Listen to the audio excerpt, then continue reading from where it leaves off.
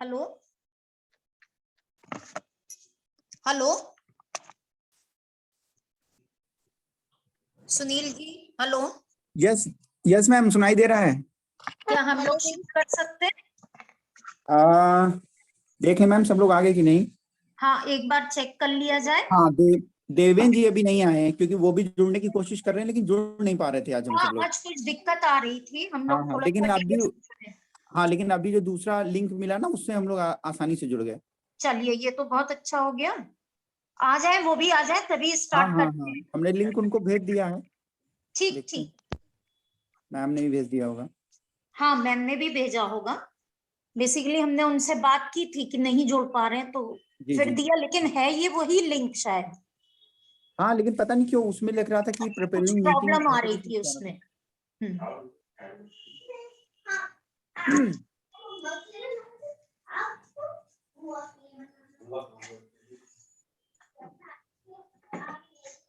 तो आप लोगों का कुछ कुछ काम शुरू चल रहा है इसमें, पेपर्स लिखने के उससे।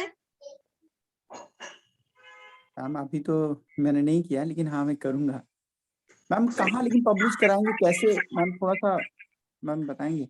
जैसे उस दिन आप कह रही थी कि आप बता देंगी एक दो बेसिकली जगह। हाँ, हम एक लिंक बताना चाहते हैं। मेरे ख्याल से वो अब मार्च के बाद ही पब्लिश करेंगे। जनरल वो यहाँ का नहीं है और उसका इम्पैक्ट फैक्टर भी अच्छा है।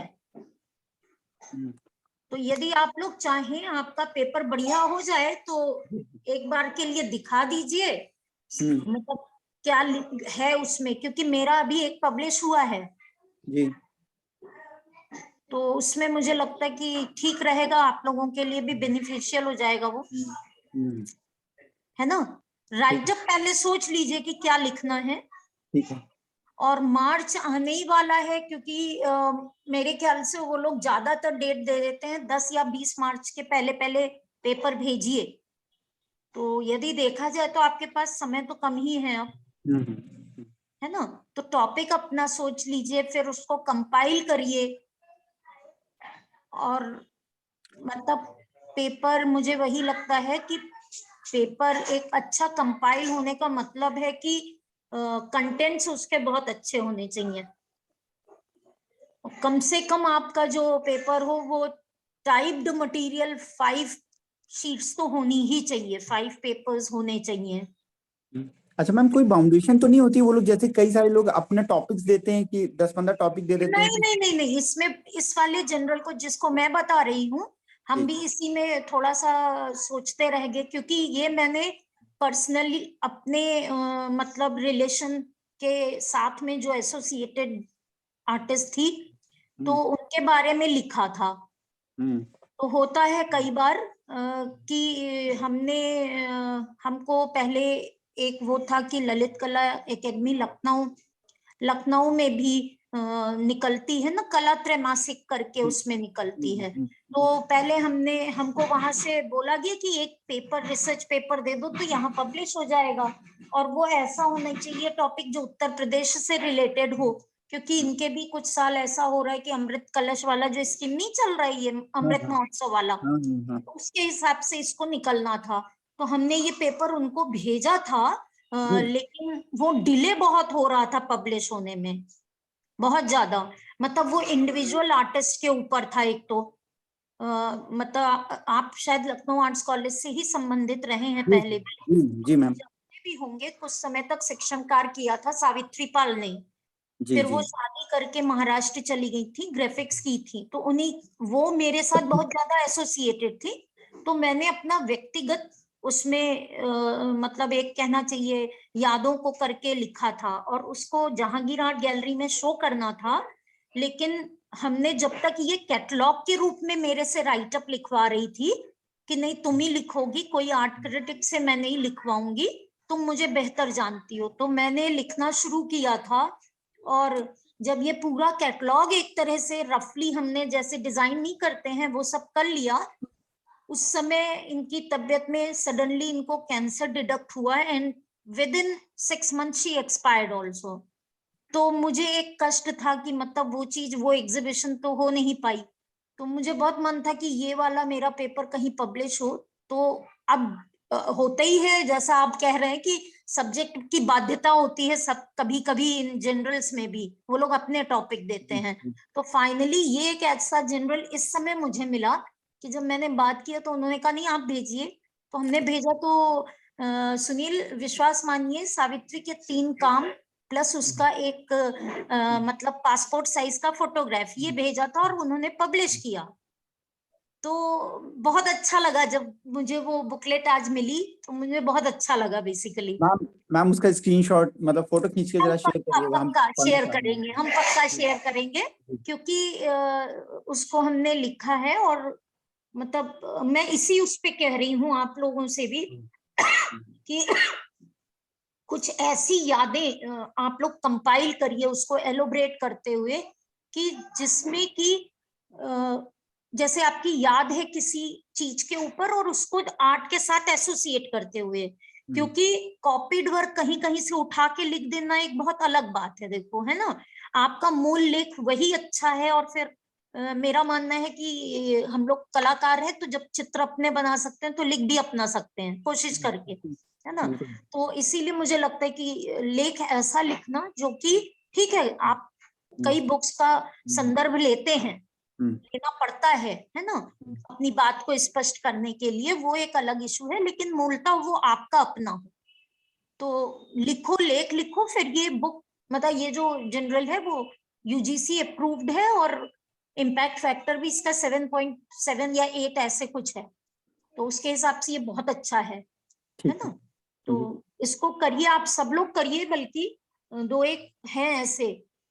और अगर पॉसिबल हो लिखने का 10-12 दिन, 10-12 दिन क्यों, मेरे ख्याल से अभी 1 हफ्ते का टाइम है, एक और जनरल है, अगर लिख पाओ तो वो भी बढ़िया है।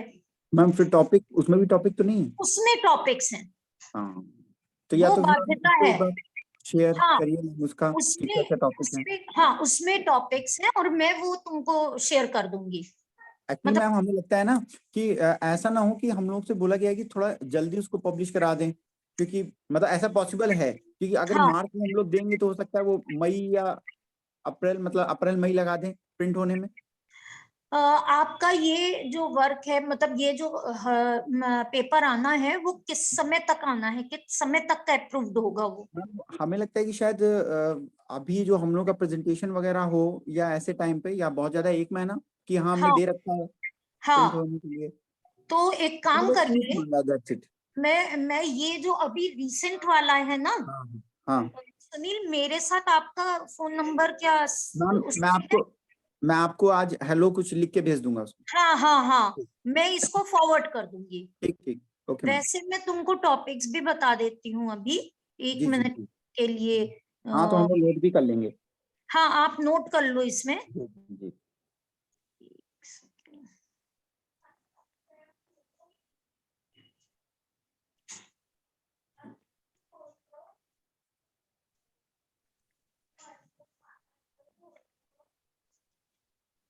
इसमें लिखिएगा जी वर्तमान काल में कलाओं की प्रासंगिकता। ये आप इन सभी लोगों को बता दीजिएगा, यदि कोई नहीं ये भी सब जुड़े सुन हैं। रहे हैं, ये अच्छा सभी लोग सब मैम जुड़ सुन गए रहे हैं, हैं, सब ठीक जुड़ है, गए हैं। ठीक है। तो इसमें वर्तमान मैम काल क्या में, वर्तमान काल में कलाओं काल की प्रासंगिकता, यस मैम। ठीक। मन, और उसके बाद है नेक्स्ट इनका प्राचीन परंपराएं एवं ललित कलाएं, प्राचीन परंपराएं एवं ललित कलाएं। ठीक है एवं मैम ये चल है क्या? सॉरी मैम, प्राचीन परंपराएं एवं ललित ललित कलाएं। कला, हाँ। ठीक है। फिर है हिंदी साहित्य यात्रा, हिंदी साहित्य यात्रा का विकास, का विकास। हाँ, एवं ललित कलाएं। उसके बाद है एक भारतीय संस्कृति एवं ललित कलाओं का अंतर संबंध।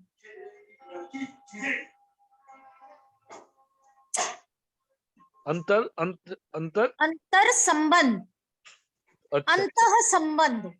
अंतः संबंध। हाँ, अंतः संबंध मतलब मेरा थोड़ा सा वो प्रॉब्लम ठीक, आ नहीं गया कोई है। बात नहीं है। ठीक है। दूसरा है संस्कृत ग्रंथों में, संस्कृत ग्रंथों में ललित कलाओं का स्वरूप।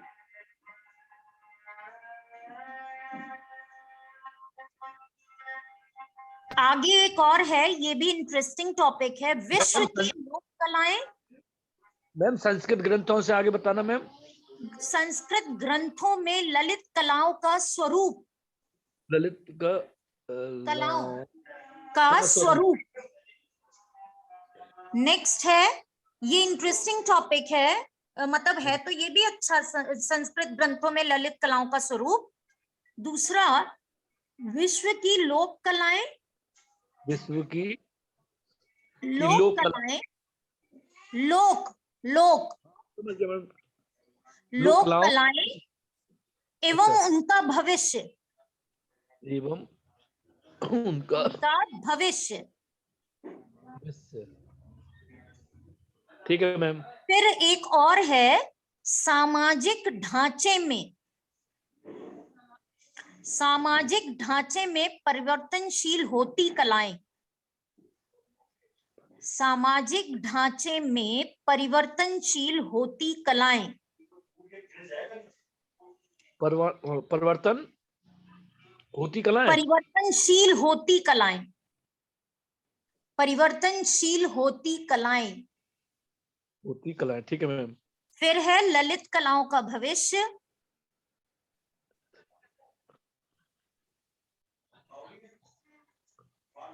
ठीक। फिर और एक है, पर्यावरण के शुद्धिकरण में कलाओं की भूमिका, पर्यावरण के शुद्धिकरण में कलाओं की भूमिका शुद्धिकरण में में कलाओं की भूमिका, आर्ट्स की भूमिका, आर्ट्स का रोल क्या है पर्यावरण के पॉल्यूशन फ्री करने के लिए। ठीक है, सही है। संगीत एवं ललित कलाएं, संगीत एवं ललित कलाएं प्राचीन से वर्तमान तक, प्राचीन से वर्तमान तक मानव की सहचरी, वर्तमान तक मानव की सहचरी। मानव की सहचरी। ठीक। ये भी यूजीसी अप्रूव्ड है जनरल, और इसका जो इसका भी इम्पैक्ट फैक्टर बहुत अच्छा है, मेरे ख्याल से 7.5 या मतलब 8 के आसपास का है ये इम्पैक्ट फैक्टर। तो आपके लिए ये बहुत अच्छा होगा। ये total music and fine art के ऊपर है ये। तो ये टॉपिक्स जो आपने दिए इन पे किसी पे भी एक पे लिख लीजिए। किसी एक पे आप लिख लीजिए। अगर आप इसको अभी 2-4 दिन के अंदर भेज देते हैं, मतलब कर लेते हैं, तो मुझे बताइएगा और मैं फिर आपको पूरा डिटेल बता दूंगी।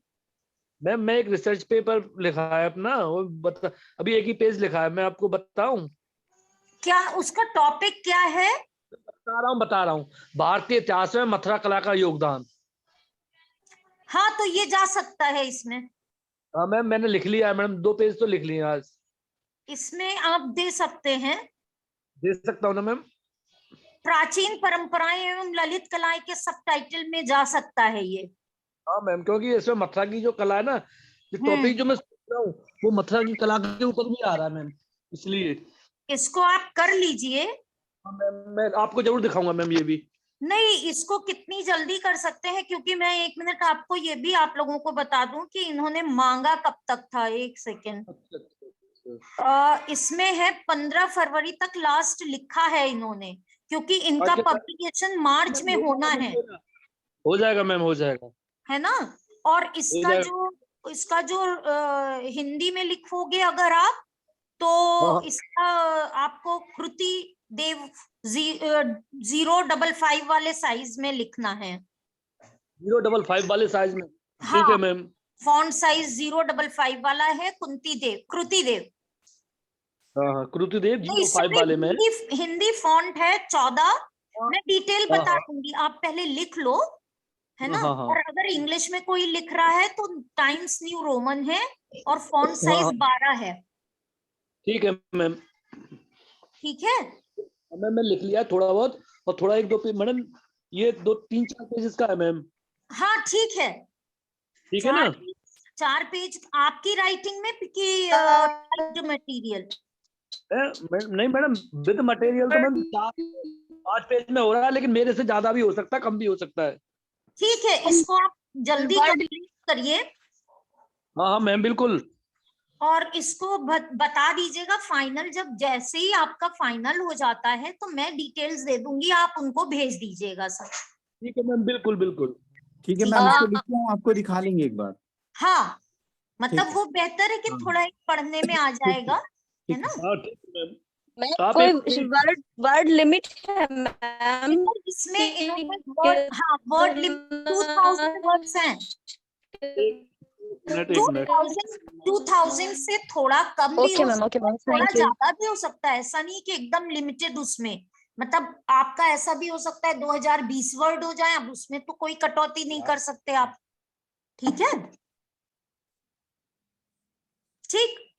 Okay ma'am ma'am. 3 पेजों में 2000 सेंड वो हो रहे हैं शब्द। क्या चीज? 3 पेजों में 2000 शब्द हो रहे हैं मैम।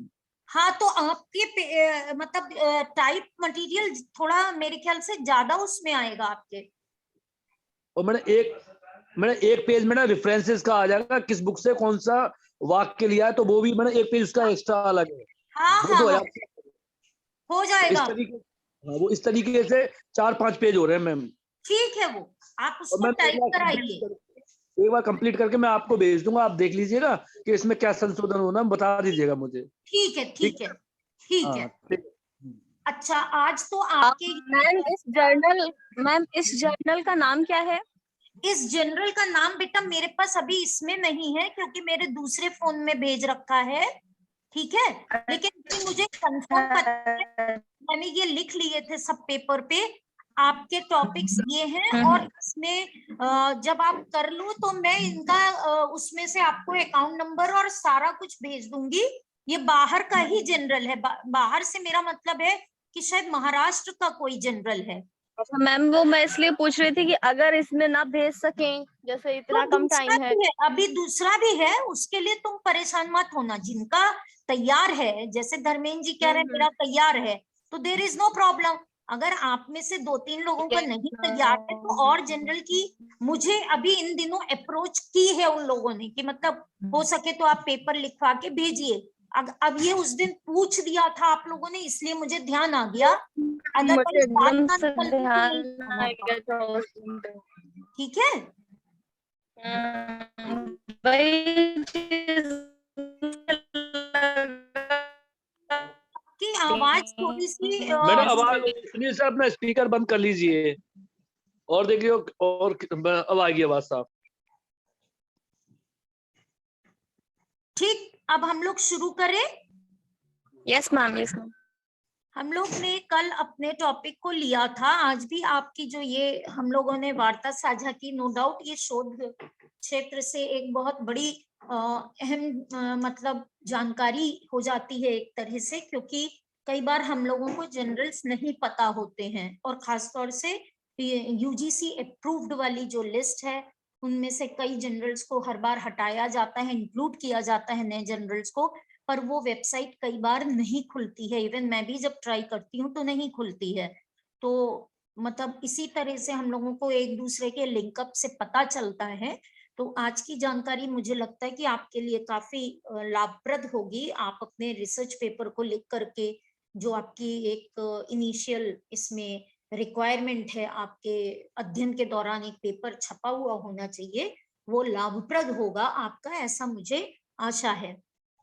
अब अपने हम लोग कल के टॉपिक पे आ जाते हैं, जिसपे हम लोगों ने शुरुआत किया था कि कॉन्टेम्परेरी आर्टिस्ट और कॉन्टेम्परेरी आर्ट या मॉडर्न आर्ट में क्या डिफरेंस है। कॉन्टेम्परेरी आर्ट हम किसको कहते हैं या कैसे कह सकते हैं किसी काम को देखकर, जब बोला जाता है कि ये हमारा कॉन्टेम्परेरी आर्ट है या ये आर्टिस्ट कॉन्टेम्परेरी है।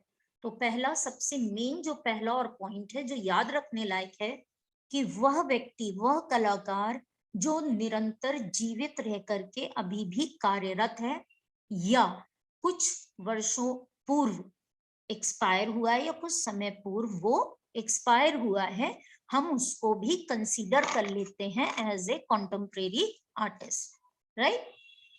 अब इसी क्रम को आगे बढ़ाते हुए कल लास्ट में हम लोगों ने रिनी धूमाल मैम के बारे में बात की थी और हमने जाना था कि किस तरह से उस एज में भी आकर के मैम ने कार्य किया।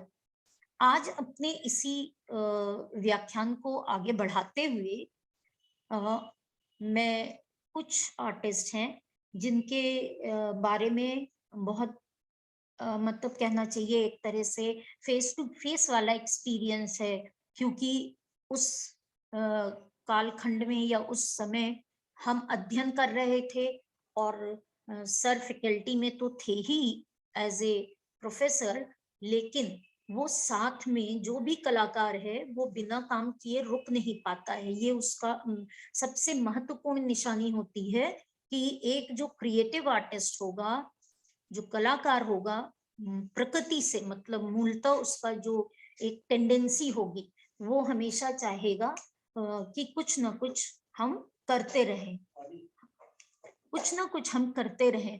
तो जिनका नाम अभी मैं लेने जा रही हूँ वो आप सभी लोग उनके नाम से परिचित भी होंगे।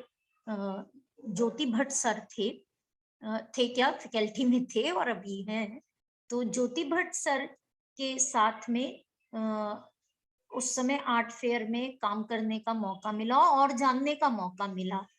उनको वहां पर सब लोग परफेक्शनिस्ट के नाम से भी जानते थे। क्यों? क्योंकि सर जब अपना कोई भी काम करते थे तो आप बिलीव करेंगे वो लाइन ड्राइंग्स में उसका एक एक माप का ध्यान रखते थे। उनको ये तक होता था कि जो उसके एंगल्स हैं ड्राइंग करते समय वो एप्रोप्रिएट होने चाहिए। प्लेट जब काटी गई है तो जो एजेस हैं वो एक्यूरेट हैं कि नहीं है। ही वॉज वेरी पर्टिकुलर, मतलब हर चीज के लिए लेकर के एक्वाटेंट करते थे तो नहीं ये एक्वाटेंट यहाँ पे ऐसा आया है, मुझे ये नहीं दूसरा जैसा चाहिए। तो मतलब उनको हम स्टूडेंट्स आपस में और बाकी के वहाँ फैकल्टी मेंबर्स भी कई बार ये कहते थे बाबा ज्योति भाई तो बहुत परफेक्शनिस्ट उस पे हैं कि एकदम जो ठीक काम उनको चाहिए, कोई कॉम्प्रोमाइज नहीं करते थे वो। साथ में सर का अगर आप इस पे नेट पे ढूंढेंगे, सर्च आउट करेंगे तो आपको दिखाई देंगे उनके वर्क। उनके कुछ एक वर्क एचिंग के तो बहुत अधिक प्रभावशाली और सशक्त हैं। खास तौर से इन्होंने जो थीम लिया था या एलिमेंट्स लिए थे अपने वर्क के लिए, उसमें आप सोचिए कि जो भारतीय लोक डिजाइन्स होते हैं, भारतीय लोक डिजाइन्स के एलिमेंट्स को लिया था, मोटिव्स को लिया था। और इसमें जब आप देखेंगे इनके वर्क्स को तो एचिंग है बहुत सशक्त रूप में, मतलब लाइंस के साथ में बहुत उनका कमांड था। सेकेंडली पेंटिंग तो उन्होंने की ही की, साथ में सर ने स्क्रीन प्रिंटिंग का भी काम किया। और एक प्रारंभिक दौर में, शुरुआती दौर में जब हम वहां पे पढ़ रहे थे तो हमको ये भी अवगत कराया गया, बताया गया वहाँ के जो सीनियर्स थे या फैकल्टी मेंबर्स थे अन्य, कि बड़ौदा में सिल्क स्क्रीन, जिस समय शुरुआती सिल्क स्क्रीन का टाइम था, तो बड़ौदा में धूमाल जी सर ने और ज्योति भट्ट सर ने, इन दो लोगों ने उसको इस्टेब्लिश, सिल्क स्क्रीन के काम को इस्टेब्लिश करने में काफी काम किया, काफी कुछ काम किया सिल्क स्क्रीन से इन लोगों ने, और उसको रिकॉग्निशन बड़ौदा में दिलवाई। सर ने मतलब ज्योति भट्ट सर ने उनके जो इंटरेस्ट ऑफ एरियाज थे, इंटरेस्ट ऑफ एरिया मतलब जैसे अगर हम देखें तो मीडियम के साथ का मेरा मतलब है, तो उनको अपने एक्सप्रेशंस को व्यक्त करने के लिए ग्राफिक का तो एक उनका सशक्त था ही, साथ में photography, he was very fond of doing photography. तो आपको ये भी उनका एक आयाम पता चलेगा कई उसमें चीजों को बुक्स में पढ़ने के बाद, कि उनको स्पेशली कई प्रोजेक्ट्स दिए गए थे, फोटोग्राफिक प्रोजेक्ट्स दिए गए थे, जिसमें उनको वित्तीय सहायता मिली थी, प्रोजेक्ट्स दिए गए। तो उन्होंने ये चुने थे बड़ौदा के आसपास के जो ट्राइब्स होते हैं उनको करने के लिए। और उसके पश्चात उन्होंने कई उसमें जैसे एक होता है ना जो ये इंटेग्लो के एक हम कहेंगे कि उसको एक संक्रामक रोग की तरह लगाने की बात, तो आपको पता है ज्योति भट्ट सर ने वहां के जो rest of the faculty members थे, क्योंकि ये बाहर से सीख के इंटेग्लो आए थे उस समय, तो इन्होंने फिर धीरे धीरे वहां के अन्य जो फैकल्टी मेंबर्स थे उनको, उनमें से बताया जाता है कि गुलाम शेख सर को, भूपेन खक्कर सर को, जयराम पटेल जी को, इन सबको एक तरह का संक्रामक रोग दे दिया था कि नहीं तुम भी इंटेग्लो करो। तो उन्होंने, उन लोगों ने भी कुछ कुछ इंटेग्लो के वर्क्स बनाए हैं, दो दे वेयर ऑफ डिफरेंट फैकल्टीज, लेकिन उन्होंने किया है। उसके पश्चात इनके फोटोग्राफी के ऊपर अगर आप देखेंगे और जानेंगे तो इसमें आप समझ लीजिए कि जितने भी ग्रामीण क्षेत्र, गुजरात के ग्रामीण क्षेत्र और राजस्थान की तरफ के लोग थे, उनके मतलब डिजाइन्स को, फैब्रिक डिजाइन्स को, ज्वेलरी के डिजाइन्स को, इवन वहां पे उनका जो जीवन था उसको भी इन्होंने अपने फोटोग्राफ्स में कैद किया। और ये काफी इनका मतलब महत्वपूर्ण काम माना जाता है। बाकी फैकल्टी ऑफ फाइन आर्ट्स में इन्होंने काफी लंबे समय तक मतलब क्या कहते हैं ये किया, जॉब किया एज ए टीचर। और जितनी इनकी इंटेग्लो की प्लेट्स हमने देखी है उनमें एक शिलालेख और नक्काशी का भी इनपुट है। तो आप देखेंगे इनके जो वर्क्स को तो आपको क्लियरली पता चलेगा कि कैसे आदिवासी क्षेत्रों में जो उनका ग्रामीण जीवन है और गांवों की डिजाइन्स हैं उनमें एक बहुत बड़ा मतलब कहते नहीं है कि बहुत बड़ा भंडार है, वो अंतहीन भंडार है। उनमें से आप कई चीजों को ले सकते हैं, उनको अपनी कला में ढाल सकते हैं, और वही काम इन्होंने किया भी। 1 मिनट के लिए थोड़ा सा पानी पी लेना चाहिए।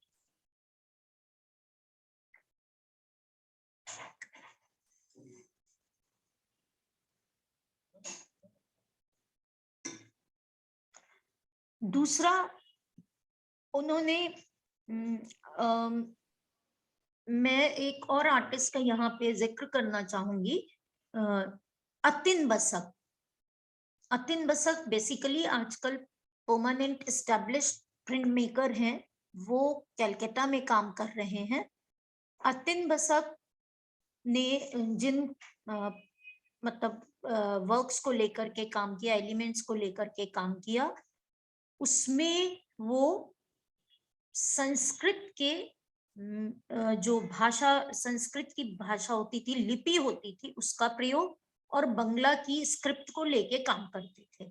साथ में फिगर्स होते थे, फिगर्स आपके मेल फिगर्स भी, फिगर्स मतलब कि बर्स तक के फिगर्स हैं, ज्यादातर इनके कामों में फीमेल एंड मेल के बर्स्ट हैं, और पीछे की तरफ या उनके आगे के डोमिनेंस में प्लेट के ऊपर बंगाली मैन्यूस्क्रिप्ट्स या फिर आपके संस्कृत के मैन्यूस्क्रिप्ट्स हैं। तो जब बात हुई थी मेरी बड़ौदा में, मेरे बैचमेट थे ये, तो हमने जब बात की कि स्क्रिप्ट्स का, क्योंकि ये कॉन्सेप्ट थोड़ा डिफरेंट लगा था एचिंग के ऊपर, तो उनको जब बात किया तो बोलने लगा कि जैसे हमारे यहाँ हमारे ट्रेडिशन मतलब हमारी संस्कृति में, कल्चर में संस्कृत लुप्त होती जा रही है ना, जबकि मेन पहले संस्कृत भाषा ही थी, हम लोगों की, तो संस्कृत अब लुप्त होती जा रही है, जैसे कि हम अपने बाकी के ट्रेडिशंस को भी भूलते जा रहे हैं। तो वो उसने डिपिक्ट किया है अपने प्लेट्स के थ्रू। अतिन ने काम किया लिथो के ऊपर भी, लेकिन कंटेंट काफी हद तक इसी तरह के रहे अतिन के। और इनमें जो इंटेग्लो प्रिंट्स हैं उनमें एक उस दिन भी हम लोग ने बात की थी कि एक होता है सिंपल मोनोक्रोमिक कलर्स, मोनोक्रोम वाले कलर्स आप लगा करके सिंगल उसमें ले सकते हैं ना। तो ज्यादातर आपने ग्राफिक प्रिंट्स को देखा होगा सेपिया कलर्स में होते हैं या थोड़े से ब्लैक में हो जाते हैं, या आपका कोई और टिंट थोड़ा ब्लैक में मिला करके किसी और टोन में निकाले जाते हैं। लेकिन क्योंकि हम बहुत सारे लोकल कलर्स को लगा करके एक ही प्लेट पे काम करते थे, तो फाइनली अतिन ने एक दिन मेरे से बोला कि नहीं यार, तू इतने सारे कलर्स लगा के निकालती, कम से कम मुझे एक बता दी। तो देन आई सेड कि तुम्हारा जो प्लेट का तरीका है बनाने का वो डिफरेंट है, तो you can use the roller, top roller. तो अतिन ने इंटेग्लो के साथ में टॉप रोलर विस्कोसिटी टाइप की चीज को इंडल्ज किया और कहीं कहीं पे लोकल इंकिंग से इफेक्ट दिए। तो कभी मौका मिले तो वर्क्स को देखिएगा, क्योंकि ये जो हमारे साथ के कॉन्टेम्परेरी आर्टिस्ट या जिन लोगों के मैं बता रही हूँ नाम, ये ऐसे नाम हैं कि जिनके वर्क्स अभी भी they are in the practice, मतलब they are still working, they are still working. तो इस वजह से क्या होता है कि जो बड़ी बड़ी गैलरीज हैं उन्होंने इन लोगों के कामों को अपने पास संग्रह कर रखा है, कलेक्शन में ले रखा है। कुछ गैलरीज हैं जो इनके कार्यों को बेचने के लिए हैं, इसलिए इनके कामों को रखा हुआ है, और कुछ ने अपने ही पास में इनको खरीद लिया है। तो वो सब आजकल डिजिटली आपको अवेलेबल है, ऑनलाइन सबने अपना अपना अपडेट कर रखा है। तो मोस्टली जिन नामों को मैं बता रही हूँ, आप अगर उनको देखेंगे तो उनकी पेंटिंग्स को आपको मतलब उसमें जरूर दिखाई देंगे कि कैसे उसमें इनके काम का इफेक्ट है, या आपको समझ में आएगा कि क्या ये बताना चाह रहे हैं अपने वर्ड्स के साथ में। तो ये तो अतिन बसक थे। दूसरा एक नाम मैं जो लेने जा रही हूँ वो मतलब मैं खुद पर्सनली उनको जिशुदा बोलती थी, और ये इनकी जो कला यात्रा है वो बहुत मतलब एक उसमें रही, क्या कहेंगे, थोड़ा सा क्या उसको बोल सकते हैं, अजीब ही उसमें शुरू हुई, अकस्मात जैसे नहीं होती, एक्सीडेंटल। क्योंकि जो जिशुदा थे, इनकी वाइफ का नाम है तंद्रा भद्रा। वो उस समय मैं जब सेकेंड ईयर वो एमएफए कर रही थी बड़ौदा में, तो तंद्रा का एडमिशन एमएफए फर्स्ट ईयर में हुआ था। और जब वो पढ़ ही रही थी तो जिशुदा अपनी वाइफ को मिलने आए, और वो कुछ काम करते रहते थे। करशलोंग में आर्ट टीचर थे वो, सेंट्रल स्कूल में। तो वो काम करते रहते थे। मैंने कहा ना, प्रकृति से जो आदमी अपनी हैबिट्स में आर्टिस्ट होगा तो वो रह नहीं पाएगा। तो एज ए स्कूल टीचर भी वो काम करते रहते थे, ड्राइंग्स वगैरह, छोटे कुछ एक वर्क्स वगैरह। तो वो अपनी जब वाइफ से मिलने आए तो उन्होंने जो अपने ये वर्क थे जो वो कैरी कर पाए बड़ौदा, वो ले आए थे। और उन्होंने धुमाल सर को जब दिखाया तो धुमाल सर ने जैसे ही उनका काम देखा तो धुमाल सर ने कहा, अरे तुम वहां पे टीचिंग करके अपना टाइम वेस्ट कर रहे हो, you can be a very good artist, और why don't you do MFA from our faculty, ऐसे धुमाल सर ने उनको कहा। तो मतलब Tandra was in second year, उसके बाद जिशुदा ने एडमिशन लिया। तो इस तरह से हस्बैंड वाइफ दोनों उस तरह से मेरे से जूनियर हैं, but they were grown up to me, more older than my age. तो मैं उनको जिशुदा बोलती थी। जिशुदा बोलती थी का मेरा मतलब है कि अभी 3 वर्ष पहले उनकी डेथ हो चुकी है। और उनके कामों को देखिएगा, he is a national award winner. उनको ललित कला एकेडमी ने नेशनल अवार्ड दिया था, he is a national artist. इनके काम आपको उस पे मिलेंगे नेट के ऊपर। जिशुदा के काम में मेनली जो एलिमेंट यूज होता था वो जोकर्स दिखते हैं from circus, jokers in different positions. जब मैं, क्योंकि मैंने आपको शायद ये इंगित किया था कि मैं अपने एक स्कॉलरशिप के टाइम पीरियड में थोड़े दिन के लिए बड़ौदा गई थी, रिनी मोंटे स्टूडियो में काम भी किया था। मेरा निवास स्थान उस समय जिशुदा का घर ही था, क्योंकि उन्होंने मुझे कहा कहीं और नहीं रहने दूंगा, उनकी वाइफ और उन्होंने, कि मेरे पास ही रहोगी। तो ऑब्वियसली इस तरह के जब किसी कलाकार का एक दूसरे कलाकार से संबंध स्थापित हो जाता है पारिवारिक जैसा और भावनात्मक रूप से खास तौर से, तो आपको उनके कई कलात्मक पक्ष भी पता चलते हैं, पारिवारिक पक्ष भी पता चलते हैं, भावनात्मक पक्ष भी पता चलते हैं। तो मैं जिशुदा के साथ जब वो पेंटिंग करते थे और मैं बैठी होती थी, तो जैसे मैं पूछती थी कि क्या कहते हैं, आप क्या सोच के बनाते हैं, तो मुझे बड़े आराम से बोले, जो कि मैं कुछ सोच के नहीं बनाता हूँ, मैं पहले से कोई लेआउट नहीं बनाता हूँ।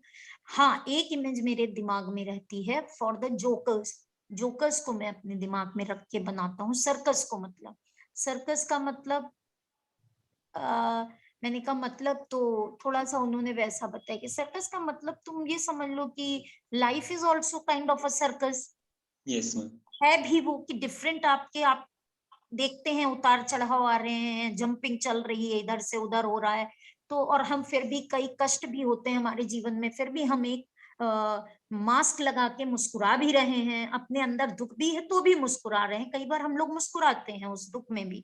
तो उन्होंने कहा कि ज्योति, बेसिकली मैं कोई चीज सोच के नहीं बनाता हूँ, हाँ मैं जो जो चीजें देखता हूँ मैं पेंट कर देता हूँ।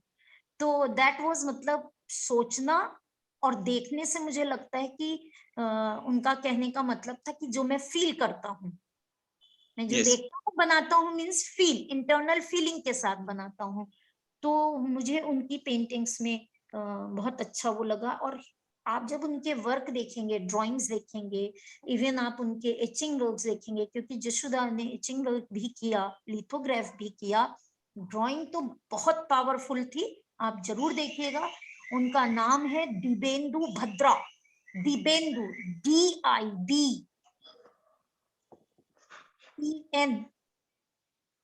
DIBENDU, दिबेंदु भद्रा, BHADRA, भद्रा। इनके लिए मैं आपको इसलिए स्पेशली अप्रोच कर रही हूँ क्योंकि काम का डायरेक्ट जो माध्यम है, लाइनों के थ्रू इन्होंने, मतलब जो ड्राइंग्स के में उसमें किया है। तो लिथोग्राफ भी ऐसे ही है कि आप लिथोग्राफ के पत्थर के ऊपर डायरेक्ट ड्राइंग्स करते हैं। यस वो एक तरह की ड्राइंग का ही सरफेस तैयार है। तो जिशुदा ने ड्राइंग में मतलब लिथोग्राफी भी किया, इंटेग्लो एचिंग भी किया, और आपका क्या कहते हैं, ड्राइंग्स तो करते ही थे, paper drawings. Water colour was his very good. एक सब्जेक्ट उन्होंने लिया था बाउल सिंगर्स। बाउल सिंगर्स होते हैं आपके बंगाल से ही, कलकत्ता साइड में बाउल सिंगर्स होते हैं। और ये सिंगर्स जो होते हैं, ये एक पंथ के फॉलोवर्स हैं। पंथ, कौन सा पंथ? वो भी खास तौर से ये जो भजन गाएंगे वो केवल राधा कृष्ण के भजन गाएंगे, बंगला में, मतलब है वहां के तो ऑब्वियसली। और ये मतलब कि जैसे हमारे यहाँ आदिवासी में भी गायक होते हैं ना, तो these Baul singers are Adivasi singers of that पंथ, मतलब राधा कृष्ण पंथ के। तो ये बाउल सिंगर्स का जिशुदा ने जब नोएडा में, फिर ये लोग रहने आ गए थे बड़ौदा छोड़ करके, तो नोएडा में एक उनके कोई जानने वाले बाउल सिंगर थे, उनको उन्होंने अपने घर में बुला करके एक शॉर्ट प्रोग्राम कंडक्ट किया था। और क्यों किया था? क्योंकि इनके 2-4 फ्रेंड्स उस समय मिलने आए थे बाहर से, कलकत्ता से। तो इन्होंने कहा नहीं, एक शाम ऐसी रखेंगे जिसमें इस तरह का कार्यक्रम होगा। और लकली हम उस समय मतलब नोएडा में अपनी सिस्टर के पास थे, तो मुझे भी बुलाया था। वो प्रोग्राम रात भर चला था। और वो भजन, मैं आज भी कहती हूँ, बाउल सिंगर्स के भजन आप सुनिए। मैंने कहा था पिछले लेक्चर में कि म्यूजिक भी एक यूनिवर्सल लैंग्वेज है। और आज जब बाउल सिंगर्स को, अब तो नेट बहुत सशक्त है, मैं इसलिए नेट को बहुत प्रेज करती हूँ। इसका अच्छा पक्ष ये है कि जब हम इसके साथ में कुछ अच्छी चीजें डिस्कवर करना चाहें, अपने लाभप्रद चीजों को, तो इससे अच्छा मीडियम कोई नहीं है। तो इसमें आप बाउल सिंगर्स डालकर करिएगा तो उसमें ऑडियोज मिल जाएंगे आपको, और आप वो फील करेंगे। उसमें से आज भी बंगला का वो जो एक क्या कहते हैं भजन गाया था उन्होंने, उसका अर्थ था कि राधा बोल रही है कृष्ण को कि अगले जन्म में मुझे कृष्ण बनाया जाए और आप राधा बनो। Yes. तो जो मेरी फीलिंग है तब आप समझ सकते हो, मतलब this was the full gist of that bhajan. तो अपार्ट फ्रॉम दैट, खैर बाउल सिंगर्स का जो इन्फ्लुएंस लाया जिशुदा ने अपने वर्क में, कुछ एक वर्क उन्होंने जो बनाए हैं, वो बाउल सिंगर्स उस समय प्रत्यक्ष उनके घर में जब ये प्रोग्राम हुआ उसके बाद वो एलिमेंट इनके पेंटिंग्स में जुड़ा। तो आप इनको इनके वर्स को फाइंड आउट करिएगा। खास तौर से पेंटिंग्स को जब आप देखेंगे, apart from the Baul singer वाले पेंटिंग्स या ड्राइंग्स, उसके अलावा जो पेंटिंग्स हैं, ग्राफिक के वर्क हैं, उनमें आप जब देखोगे तो आपको एक क्यूरो का ही इफेक्ट दिखाई देगा उनके वर्क में। मतलब कि पूरे एरिया में डार्कनेस है, ब्लैकिश वर्क का डोमिनेंस है, लेकिन एक पर्टिकुलर कोई स्पॉट है जिसमें कि एकदम ब्राइट व्हाइट कट पोर्शन है, पेपर का है या कलर का है। इसको आप जरूर देखिएगा। ठीक, एक तो ये भद्रा जी का ना, क्या चीज बेटा? दिव्येंदु भद्रा जी का ना मैम? हाँ हाँ, मैं देख रहा हूँ, मैं नेट पे देख रहा हूँ दूसरी स्क्रीन पे। बहुत अच्छा, प्यारा काम है, बहुत प्यारा, मैंने देखा वेरी भी। Nice, very nice. क्योंकि सुनील आप विश्वास करिए कि जैसे ये हुए, इवन मैं आपको सावित्री के शायद वर्क आपके इस पे नहीं पड़े होंगे, पर हाँ सावित्री के कुछ कामों को मैं फॉरवर्ड कर दूंगी जब आप जुड़ेंगे तो आपको वो फीलिंग आएगी।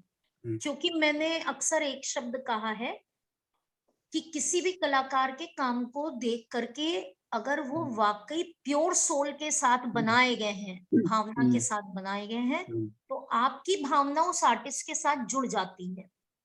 दे आर वेरी नाइस।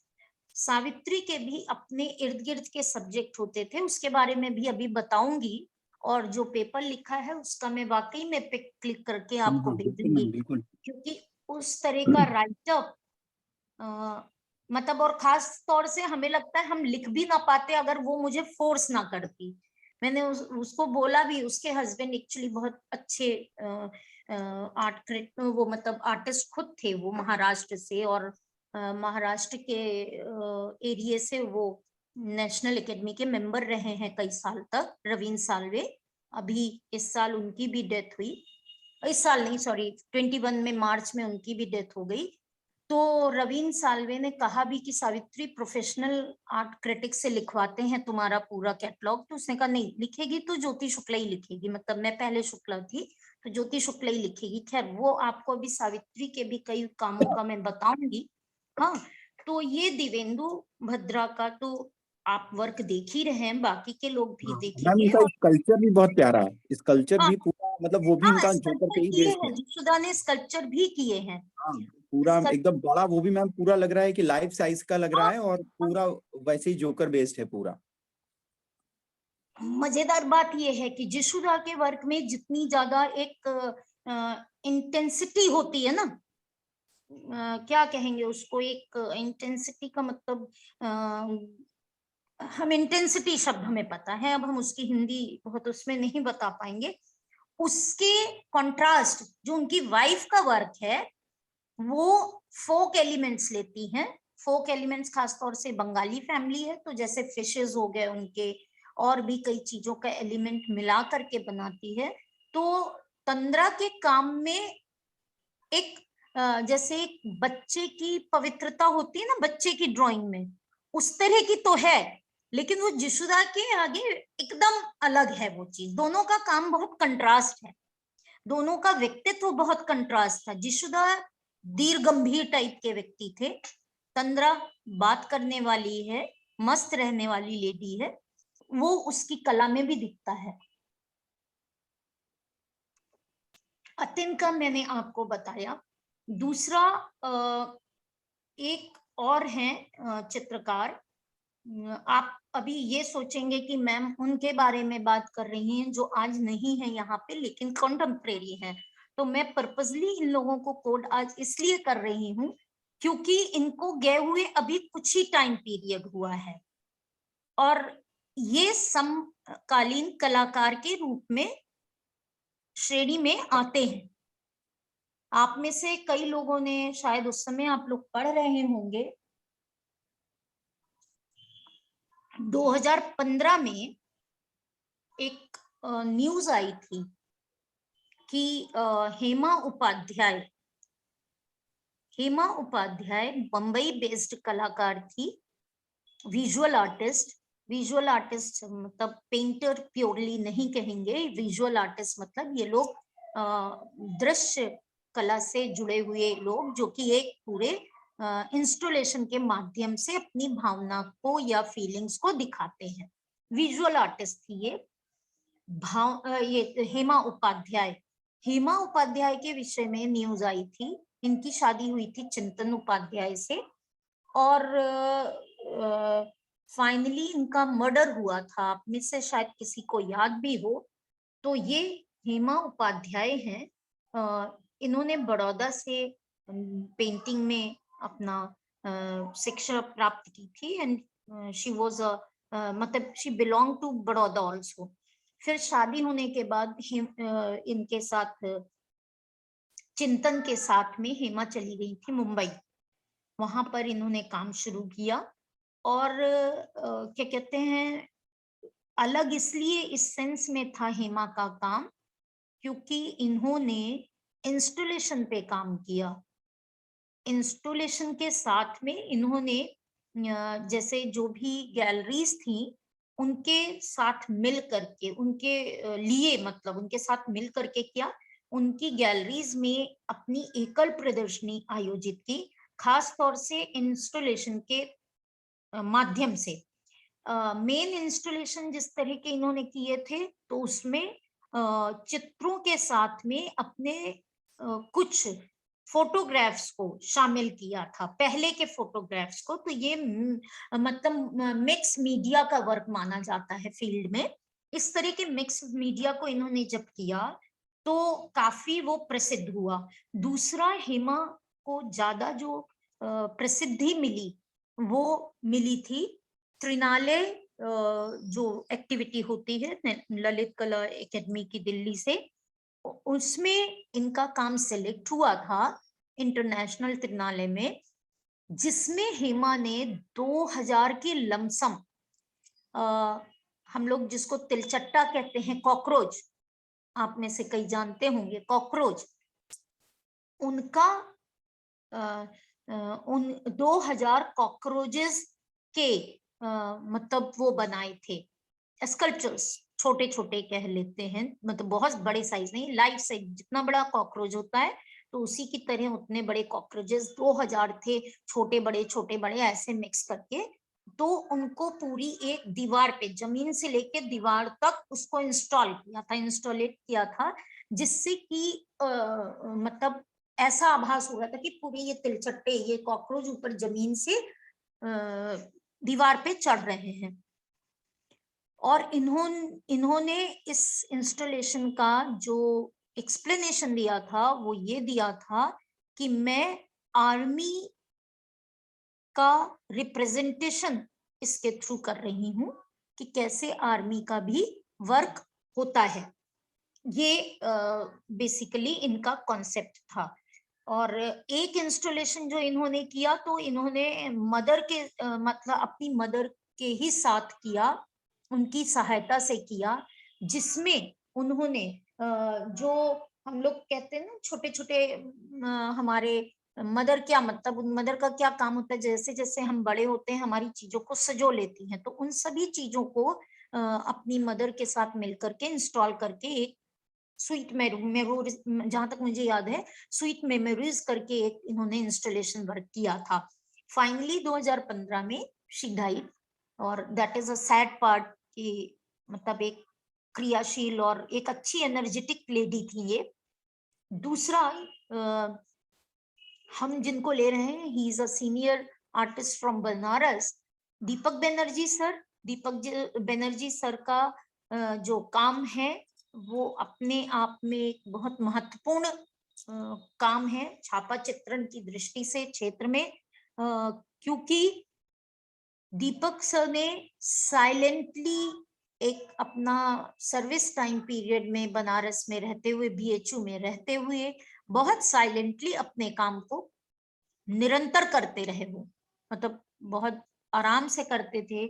और उन्होंने जो एलिमेंट्स प्रयोग किए वो बेसिकली क्या कहते हैं, उनके हिंदू धर्म में जो जैसे नहीं हम लोगों के कुछ प्रतीक मिलते हैं, वो प्रतीक, और या आपने देखा होगा कहीं कहीं पर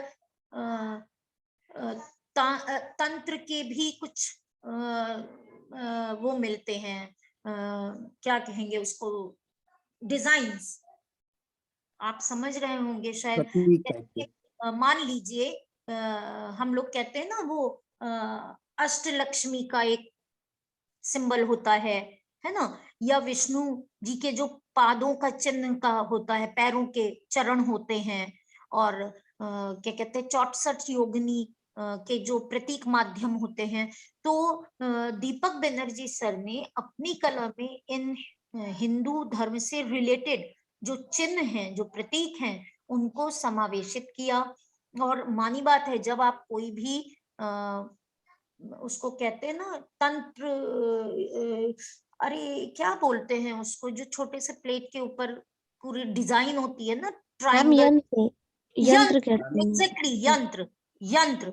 तो वो जो यंत्र होते हैं, भगवान जी के सिंबल्स होते हैं, कहीं कहीं पे आपने देखा है, आपको पता होगा कि अगर हमें विष्णु जी का बिना फिगर बनाए कुछ संकेत देना है, उपस्थिति दिखानी है, तो हम उनके चिन्ह पैर की तरह बना सकते हैं, या वो जो उनका शंख होता है, चक्र होता है ना, या देवी माँ का अगर कुछ बनाना है तो त्रिशूल भी उनका एक प्रतीक है, आयुध जो भी है।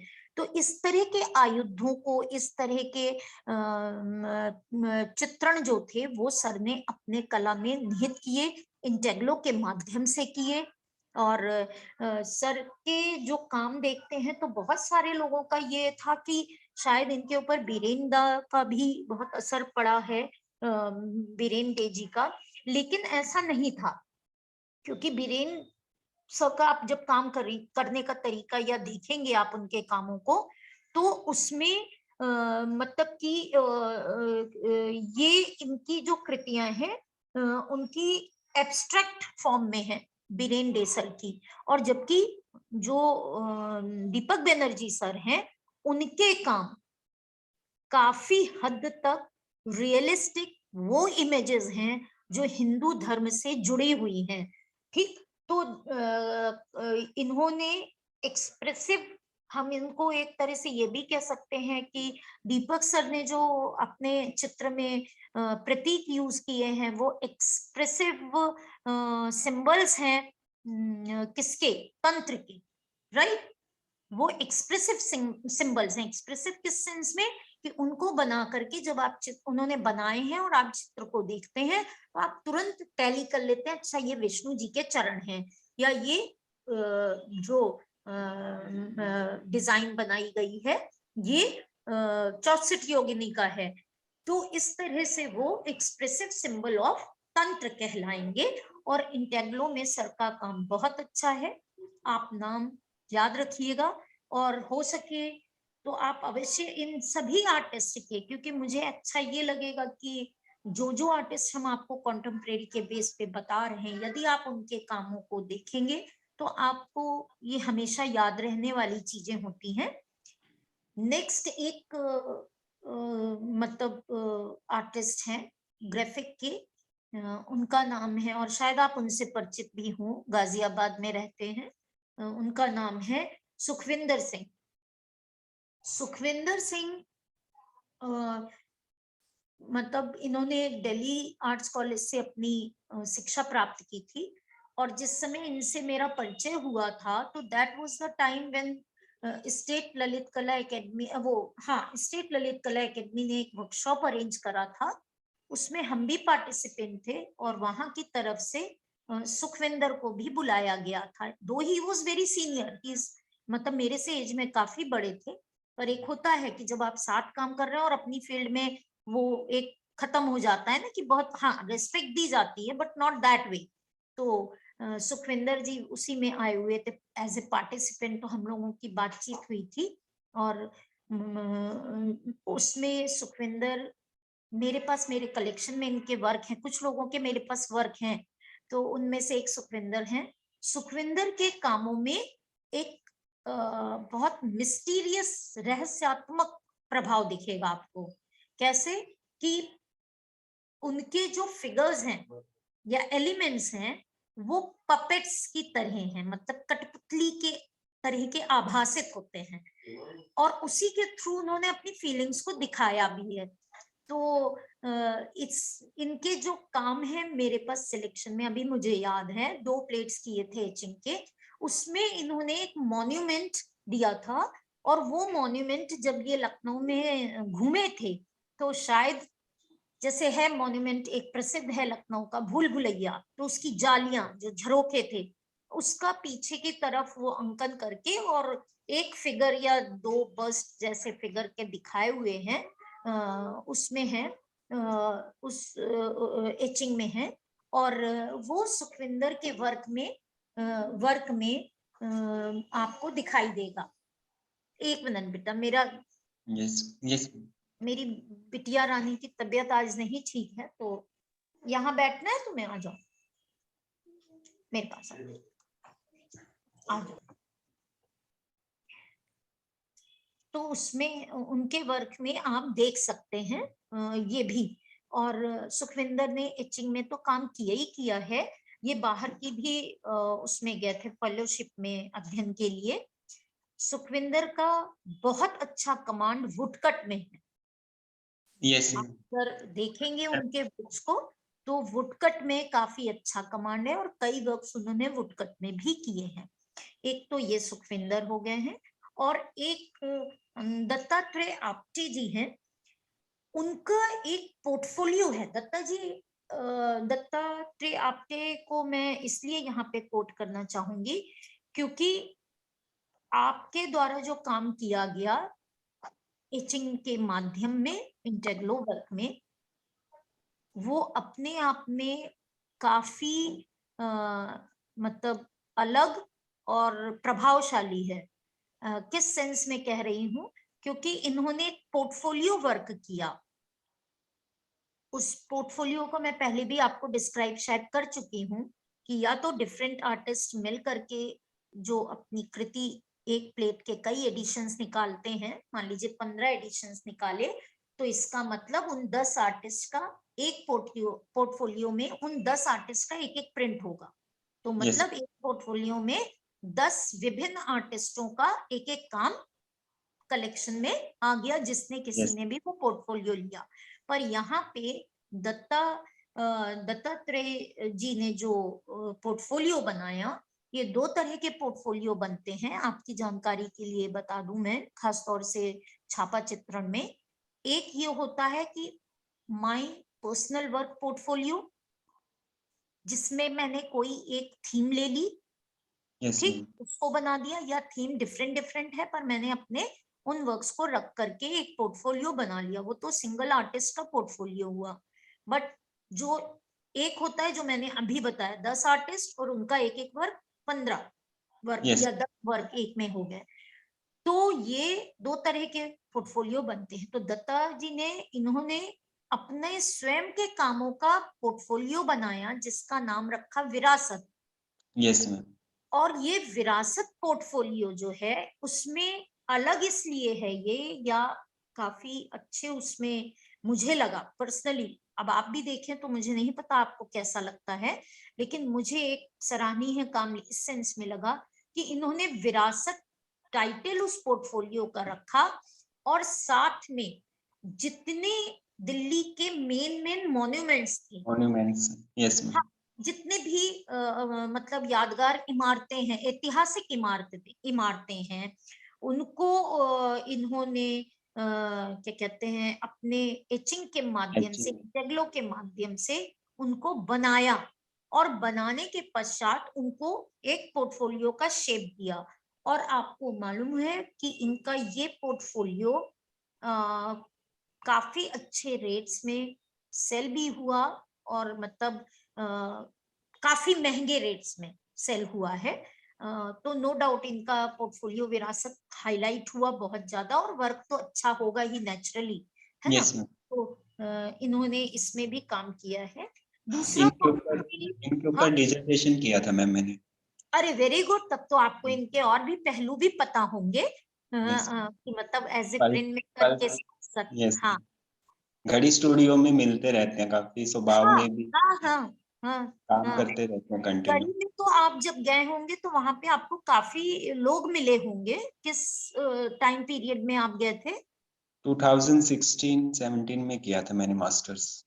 अच्छा अच्छा अच्छा, यस 2016-17 में मास्टर्स किया है, तभी आप गए हैं। यस।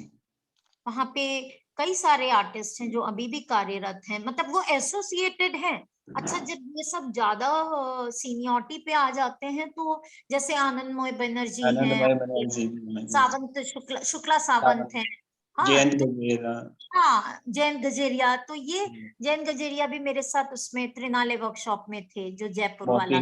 मोती जरोटिया, जय जरोटिया, हाँ हाँ हाँ, तो रहे हैं। ये सब एक लेवल पे आकर के वो लोग बस स्टूडियो का यूज तभी करते हैं जब उन्हें जरूरत बहुत वैसी होती है, क्योंकि इतने मैम अभी तो सुशांत गुहा ने भी खोला है ना स्टूडियो। हाँ अच्छा अच्छा, हेमा गुहा और सुशांत गुहा, वहां पे काम कर रहे हैं सब ये हाँ सीन। उनकी वाइफ का नाम हेमा गुहा है। यस। हाँ हाँ। वहां पर आप जब गए होंगे तो एक हेम ज्योति, हाँ हेम ज्योतिका भी काम कर रही थी। और 2016-17 में तो सावित्री शायद पुणे चली गई थी, नहीं तो वहां भी थोड़े दिन तो काम किया था सावित्री ने। थोड़े दिन किया था, लेकिन शायद 14-15 की बात है, वो 12-14 की, फिर पुणे चली गई थी। खैर, इसी क्रम में आगे बढ़ते हुए हम लेंगे एक कॉन्टेम्परेरी पेंटर को, चित्रकार को, प्लस वो ग्राफिक भी करती हैं, जिनका नाम अपर्णा कौर है। आप सभी लोग अच्छे से भलीभांति परिचित होंगे। अपर्णा कौर ने बेसिकली अपने चित्रों में जो परिस्थितियां हैं आसपास की और जो घटनाएं हैं उनको अंकित किया है। मतलब जितनी भी आसपास के जो भी घटना घटित हुई, कोशिश करके उसको उसमें पोर्ट्रे किया है पेंटिंग्स में और ग्राफिक्स में।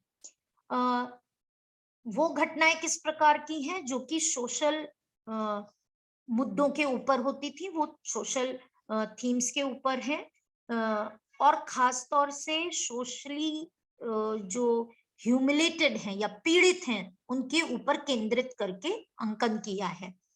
कार्यों में उनके जो एलिमेंट्स हैं वो कुछ एलिमेंट्स जैसे मधुबनी आर्ट के कुछ आपने देखा है, गोंदना गौड़ शैली है ना, उनसे और कई और फोक आर्ट्स के एलिमेंट्स को, मतलब उन एलिमेंट्स को लेके अपने पेंटिंग्स में समायोजित किया है, सम्मिलित किया है, तब बनाया है। और उसके पश्चात एक उनकी मतलब एक कहना चाहिए एक मैं कहीं उनके बारे में पढ़ रही थी कि जो ये हिरोशिमा बम ब्लास्ट किया गया था, बम का किया गया था, उसमें इनको बाकायदा वहां से एक कॉल आया था हिरोशिमा से, जब उसकी 50वीं वर्षगांठ थी, कि इसके लिए एक वॉल पेंटिंग आप बना दीजिए। यस।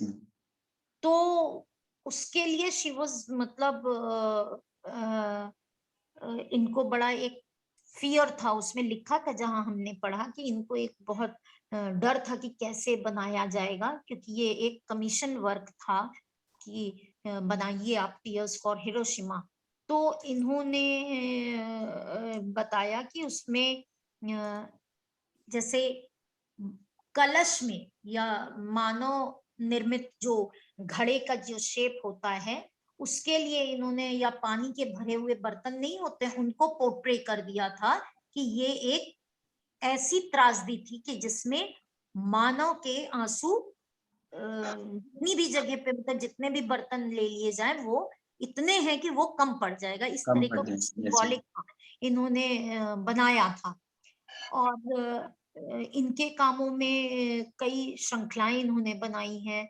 और एक और चीज है जो कि इनको डिफरेंट बनाता है, जो मुझे याद है कि अपर्णा कौर जी ने, she was the only one single, मतलब first single contemporary artist who worked with the Madhubani painters और आपके वर्ली पेंटर्स, जो ये ट्राइबल पेंटर्स हैं, उनके साथ मिलकर के इन्होंने वर्क किया। ये पहली कंटेम्प्रेरी आर्टिस्ट थी जिसने इस तरह के ट्राइबल आर्ट्स को अपना मतलब टाइम दिया या उनके साथ वर्क करा इन्होंने। एक चित्रकार है, she is also a print maker, और बल्कि या ये कहने की वर्सटाइल है, वर्सटाइल इन द सेंस बहुत सारी चीजों में ना चाहिए, निपुण्य कह सकते हैं हम लोग उनको। वो है आपकी पावला सेन गुप्ता, आपने शायद उनके बारे में पढ़ा भी होगा कहीं पर।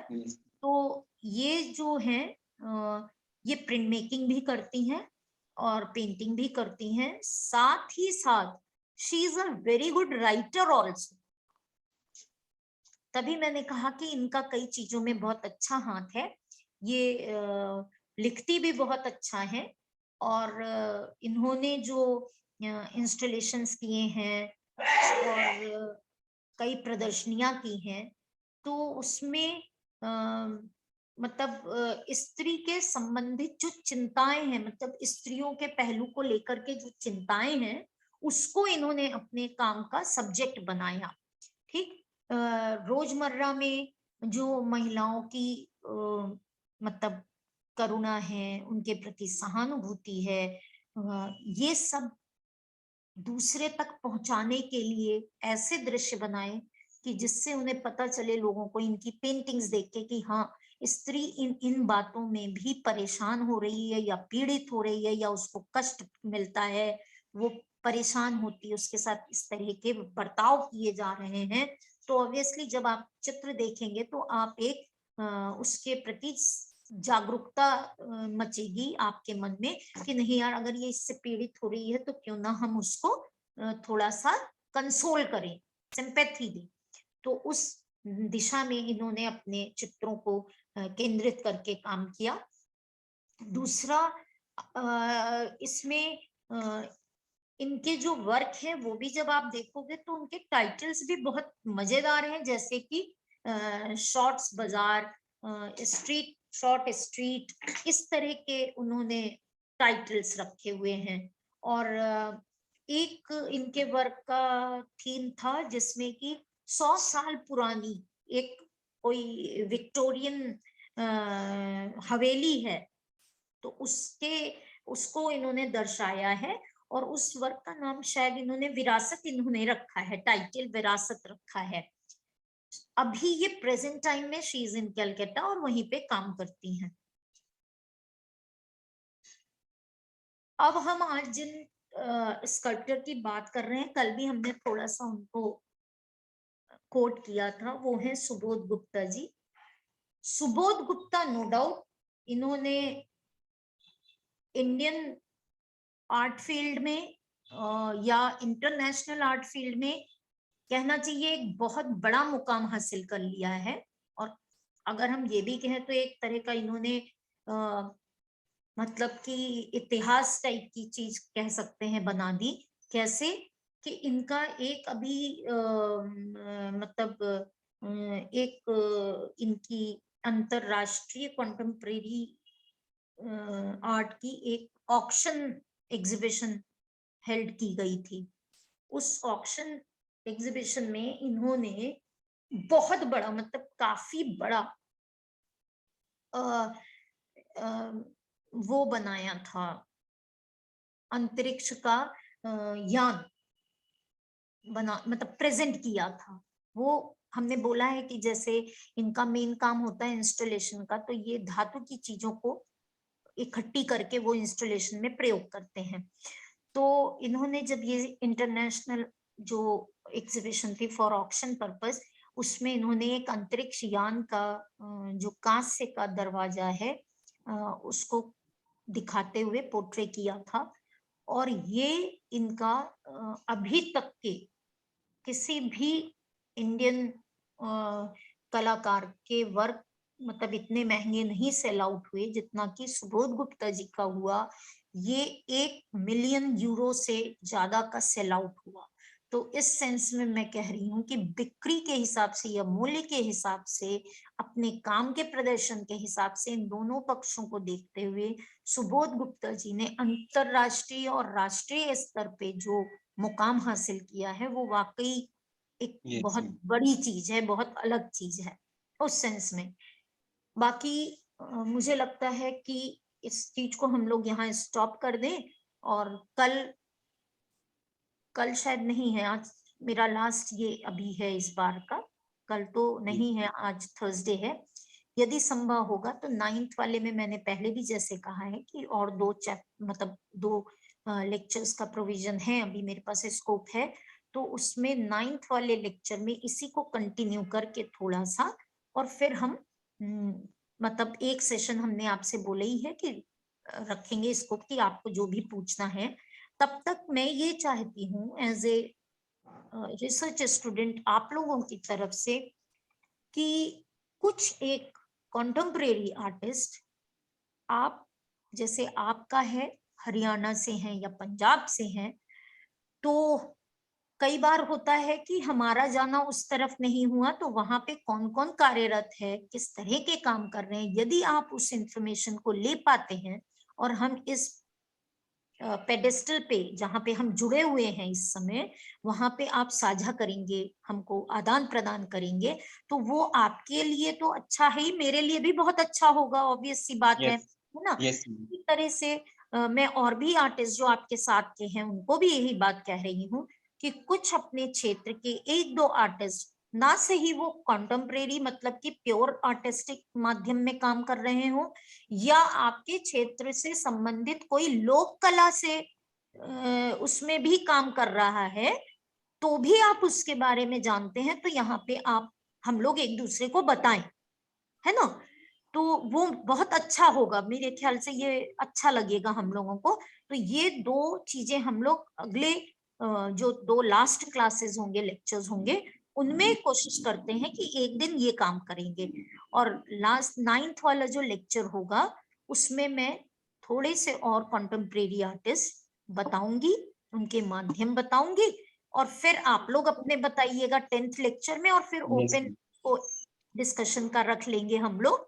तो मेरा उद्देश्य ये है इन क्लासेस को कंडक्ट करने का, जो यूनिवर्सिटी का भी शायद ऑब्जेक्टिव होता है कि एज ए रिसर्च स्कॉलर आप भविष्य में एक प्रवक्ता बनने की तैयारी में हैं, ऑब्वियस सी बात है, इसी की अहर्ता पूरी कर रहे हैं आप, तो आपको प्रेजेंट करने का तरीका है ना, तो आप कैसे प्रेजेंट कर सकते हैं। एक तो अभी आपका पीपीटी शो होगा, मानी बात है, जब आपका वैल्यूएशन किया जाता है उस समय होता है, उसको आपको प्रेजेंट करना पड़ेगा।